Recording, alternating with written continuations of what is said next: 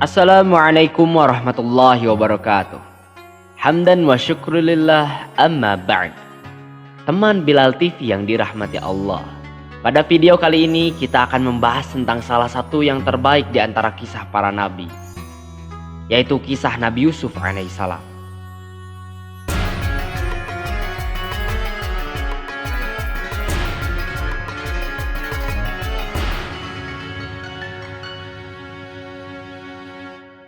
Diawali saat Allah Subhanahu wa taala memberitahukan kepada Nabi Muhammad sallallahu alaihi wasallam mengenai kisah ini.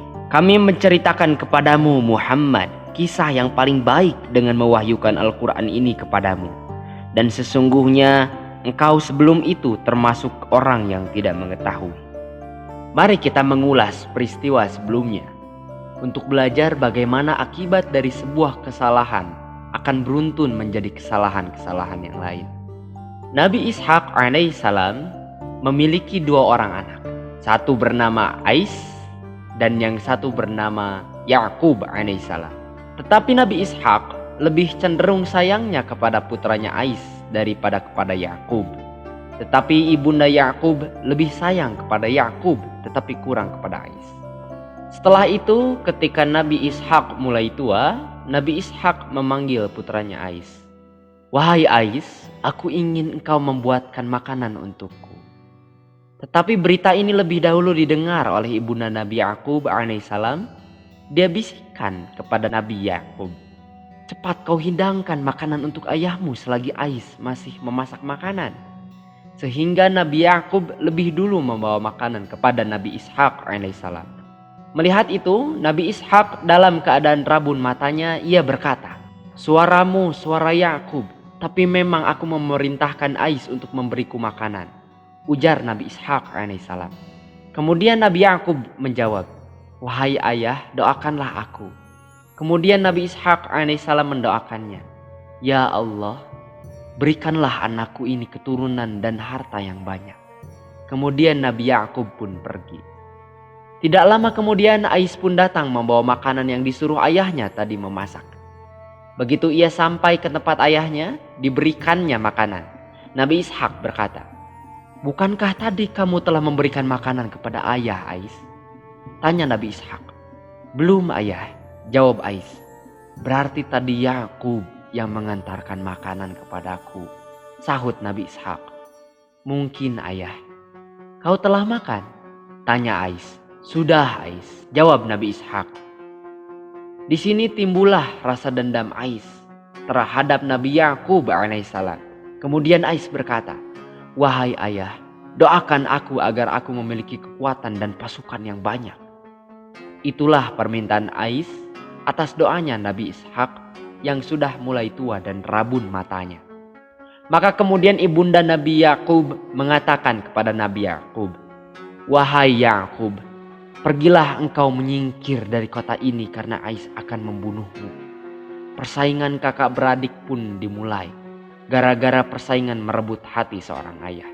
Maka Nabi Yakub pun pergi meninggalkan kota itu dan ia pergi ke tempat pamannya yang bernama Laban. Kemudian Nabi Yakub pun tinggal di tempat Laban dan pamannya ini memiliki dua orang anak perempuan. Yang satu namanya Laia, yang mana orangnya tidak memiliki tampang yang rupawan. Dalam riwayat ini orangnya tidak enak dipandang, tidak memiliki keceriaan dan ia lemah orangnya. Sedangkan yang satunya lagi memiliki kecantikan yang luar biasa, namanya Rahil. Sehingga Nabi Yakub menyukai dan menyayangi gadis ini. Nabi Yakub alaihissalam berkata, wahai paman, bolehkah aku menikah dengan Rahil? Tanya Nabi Yakub. Boleh, tetapi kamu harus bekerja dulu selama 7 tahun. Jawab Laban pamannya Nabi Yakub alaihissalam. Maka Nabi Yakub pun bekerja dengan pamannya selama 7 tahun. 7 tahun kemudian Laban berkata, maaf Yakub, kami tidak terbiasa menikahkan yang lebih muda sebelum yang tua lebih dahulu. Kalau kau memang mau dengan Rahil, kau harus menikah dulu dengan Laia. Syariat agama waktu dulu membolehkan laki-laki menikahi 2 orang saudara kandung, tetapi dimulai dengan menikahi 1 orang terlebih dahulu, dimulai dari yang lebih tua. Jadi kau nikahi dulu Layya ini selama 6 tahun, baru kau boleh menikahi Rahil. Inilah pengorbanan bagi Nabi Yakub untuk mendapatkan Rahil yang cantik. Akhirnya harus bekerja lagi untuk 7 tahun. Tapi Layya ini walaupun lemah, dia memiliki banyak anak, mudah untuk mengandung. Tapi sama sekali Nabi Yakub tidak tertarik kepadanya, bahkan saat sudah melahirkan seorang anak. Setelah 7 tahun, Laban berkata kepada Nabi Yakub, "Wahai Yakub, saatnya engkau menikah dengan Rahil. Genapkan engkau bekerja denganku 6 tahun lagi." Maka setelah menikah dengan Rahil, Nabi Yakub tetap bekerja dengan pamannya ini. Meski Rahil ini cantik, tetapi ia mandul sehingga tidak bisa memiliki seorang anak. Akhirnya Rahil merasa rendah diri dan ia berdoa kepada Allah, "Ya Allah, karuniakanlah aku anak." Ketika Rahil terus berdoa kepada Allah, akhirnya Allah mengabulkan doanya. Rahil yang tidak bisa mengandung, akhirnya dikaruniai Allah seorang anak yang luar biasa, yaitu Yusuf alaihissalam. Akibat Nabi Yakub tidak mencintai istrinya Layya, maka ia mendapatkan anak yang memiliki sifat yang kurang baik. Ketika Nabi Yusuf lahir dari rahim Rahil, kasih sayang Nabi Yakub tumpah ruah kepada Nabi Yusuf alaihissalam. Ketika Rahil mengandung untuk kedua kalinya, lahirlah Bunyamin. Tetapi ketika melahirkan, Rahil pun meninggal dunia. Nabi Yakub begitu amat menyayangi kepada Nabi Yusuf dan Bunyamin. Inilah yang menyebabkan anak-anaknya dari pernikahannya dengan Layya merasa iri terhadap Nabi Yusuf. Pada suatu malam, Nabi Yusuf bercerita kepada ayahnya. Ia berkata, "Wahai ayah, tadi malam aku bermimpi melihat 11 bintang, matahari dan bulan bersujud kepadaku." Maka Nabi Yakub berkata, "Wahai Yusuf, jangan sampai saudara-saudaramu tahu tentang mimpimu ini." Akan tetapi salah satu saudara Yusuf dari anaknya Layya mendengar pembicaraan antara Nabi Yakub dan Nabi Yusuf.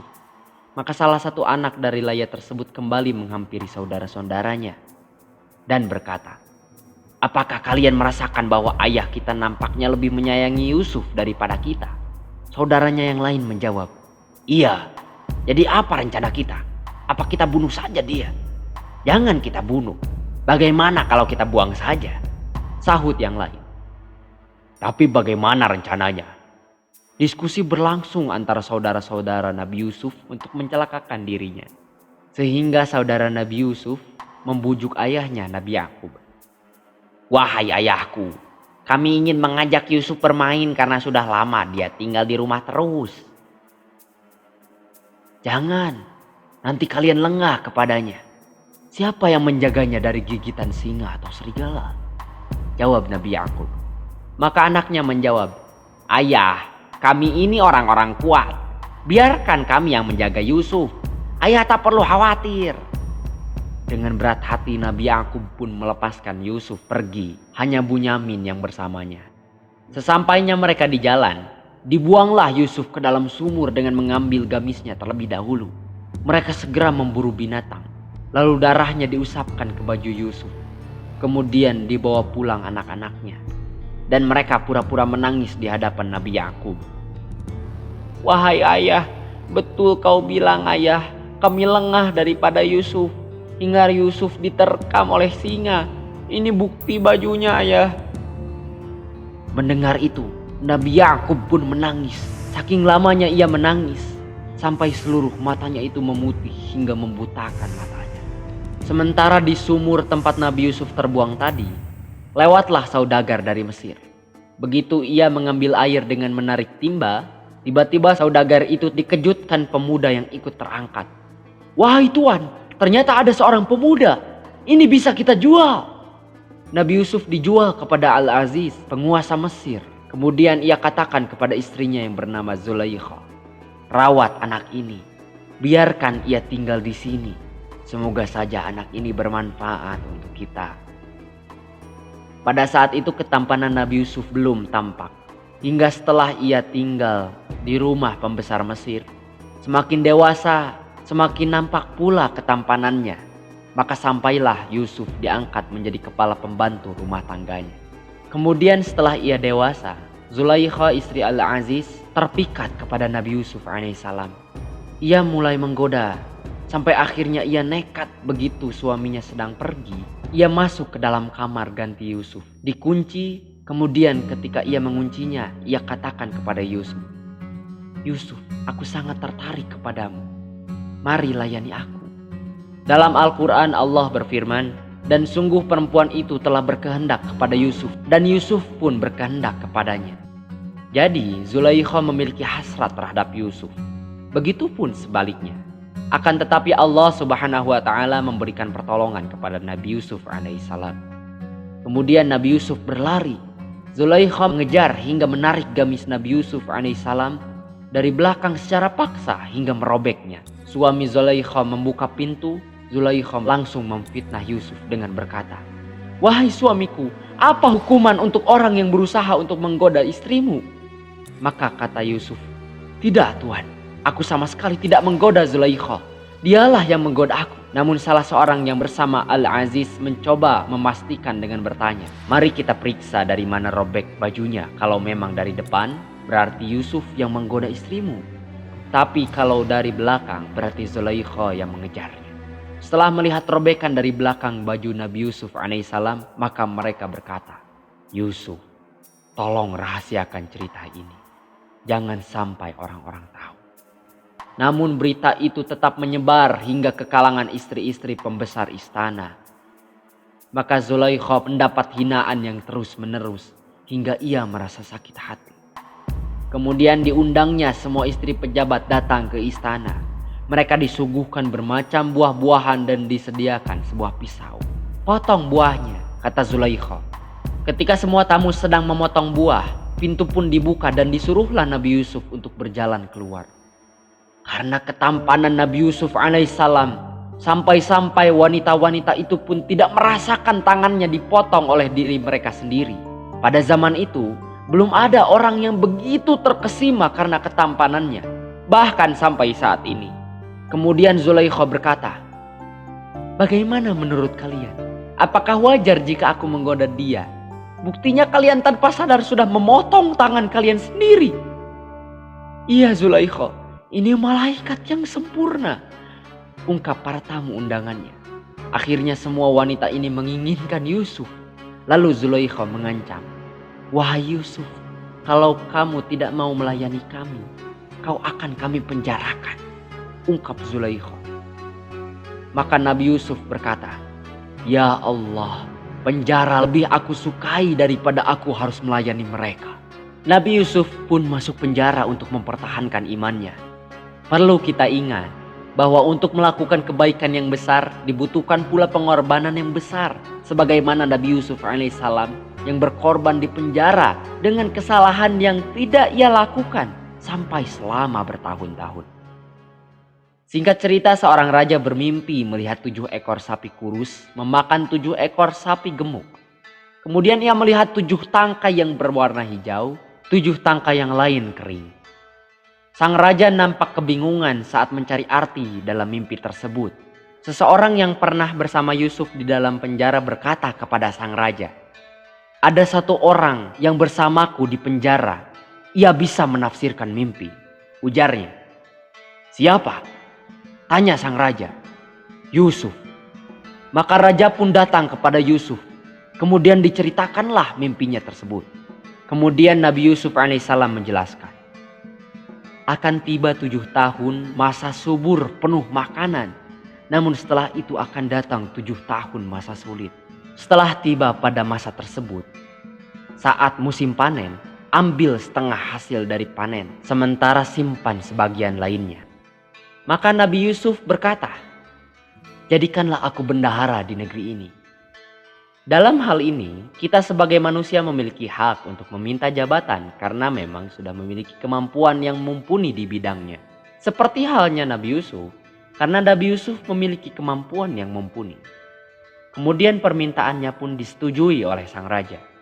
Namun setelah itu, Nabi Yusuf meminta syarat kepada sang raja, yaitu, "Tuan, tolong kumpulkan dulu para wanita yang pernah mengatakan aku mengganggu mereka. Tanyakan kepada mereka, benarkah aku melakukan hal tersebut?" Setelah dipastikan, para wanita itu mengaku bahwa Nabi Yusuf alaihissalam tak pernah menggoda mereka. Merekalah yang memiliki hasrat kepada Nabi Yusuf alaihissalam. Maka Nabi Yusuf alaihissalam pun keluar dari penjara. Kemudian ia memegang jabatan sebagai bendahara di negeri Mesir. Setelah masa subur berlalu, 7 tahun mereka menyimpan cadangan makanan. Keluarga Nabi Yakub pun kelaparan. Mereka datang ke Mesir untuk meminta makanan dengan membawa emas sebagai penggantinya. Pada saat itu Nabi Yusuf alaihissalam masih mengingat saudaranya yang baru saja menemuinya. Ini saudaraku, gumam Nabi Yusuf. Tanpa ragu Nabi Yusuf memberikan makanan yang banyak kepada mereka dan menolak emas yang hendak mereka berikan. Jika kalian kehabisan makanan, bawalah saudara seayah kalian, ungkap Nabi Yusuf. Dari mana kau tahu kami punya saudara seayah? Tanya saudaranya. Sebaiknya bawa saja. Jika kalian menolak, kalian tidak akan mendapat makanan lagi, ujar Nabi Yusuf. Karena Nabi Yusuf sudah rindu dengan adiknya Bunyamin, mereka lalu pulang. Kemudian lama-kelamaan makanan mulai habis. Lalu mereka berkata kepada ayahnya, "Wahai ayah, cadangan makanan kita habis. Sementara bendahara Mesir mengatakan kalau kami meminta makanan lagi, kami harus mengajak Bunyamin. Ia tahu bahwa kita memiliki adik. Emas yang kami bawa pun tidak diterima olehnya. Dan mungkin saja masih bisa kita gunakan lagi." Nabi Yakub pun berkata, "Tidak, kalian sudah mengingkar janji ketika dahulu bersama Yusuf. Aku tidak ingin lagi kehilangan anakku yang satu ini." Anaknya berkata, "Tolong ayah, nanti kita akan kelaparan." Akhirnya Nabi Yakub mengabulkan dan berkata, "Berjanjilah kepada Allah bahwa kalian akan menjaga ia apapun yang terjadi." Maka setelah itu mereka berjanji. Kemudian Bunyamin diajak oleh saudara-saudaranya pergi ke Mesir. Setelah itu Nabi Yusuf alaihissalam menahan rindunya ketika melihat adiknya datang. Ia mencari cara menahan adiknya tersebut. Kemudian di antara kantong yang sudah diisi makanan tadi, diisi oleh Nabi Yusuf 1 piala emas. Begitu di pertengahan perjalanan, ia mengejar mereka. "Tunggu, kami kehilangan piala dari emas. Siapa di antara kalian yang mengambilnya?" tanya salah satu pengawal Nabi Yusuf. "Kami tidak mengambilnya, Tuan," jawab saudara Nabi Yusuf. "Bagaimana jika ternyata ada dalam kantung kalian?" tanya balik pengawal Nabi Yusuf. "Kami rela menjadi budak," jawab kembali saudara Nabi Yusuf. Diperiksalah kantung-kantung tersebut. Ternyata ada di dalam kantung Bunyamin. "Nah, lihat, adik kalian yang mencurinya." Akhirnya ditangkaplah Bunyamin oleh pengawal Nabi Yusuf alaihissalam. Bunyamin ketakutan, begitu pula semua saudaranya. "Kita sudah berjanji dengan ayah untuk membawanya selamat dan mempertahankan Bunyamin. Bagaimana ini?" ujar saudara-saudaranya Nabi Yusuf alaihissalam. Setelah mereka bertemu, Bunyamin ketakutan. Tetapi kemudian Nabi Yusuf alaihissalam memeluk Bunyamin. "Jangan takut Bunyamin, ini aku Yusuf." Betapa bahagianya Bunyamin melepas kerinduannya dengan saudaranya. Saudara-saudaranya pulang. Begitu pulang, mereka menghadap Nabi Yakub sambil menangis. "Ayah benar. Kami sudah berusaha tapi rupanya ini yang terjadi." Namun saat itu hati Nabi Yakub tenang. Ia berkata, "Aku merasakan kehadiran Yusuf. Aku yakin Yusuf masih hidup. Hendaklah kalian kembali lagi ke sana." Begitu mereka kembali, Nabi Yusuf alaihissalam berkata, ia membawa Bunyamin di sampingnya. "Ingatlah kalian siapa aku. Ingatkah kalian yang memasukkanku ke dalam sumur?" kata Nabi Yusuf. Mereka tercengang, lalu bertanya, "Engkaukah Yusuf?" Nabi Yusuf alaihissalam pun segera membuat ayah dan ibunya berdiri. "Ayah, inilah arti mimpi yang pernah kukatakan kepada ayah. 11 bintang, matahari dan bulan bersujud kepadaku." Demikianlah kisah Nabi Yusuf alaihissalam. Semoga dengan kita mendengarkan kisah Nabi Yusuf ini, kita bisa mendapatkan hikmah dan manfaat yang banyak. Wallahu a'lam bishawab. Subhanakallahumma wa bihamdika asyhadu an la ilaha illa anta astaghfiruka wa atubu ilaik. Wassalamualaikum warahmatullahi wabarakatuh.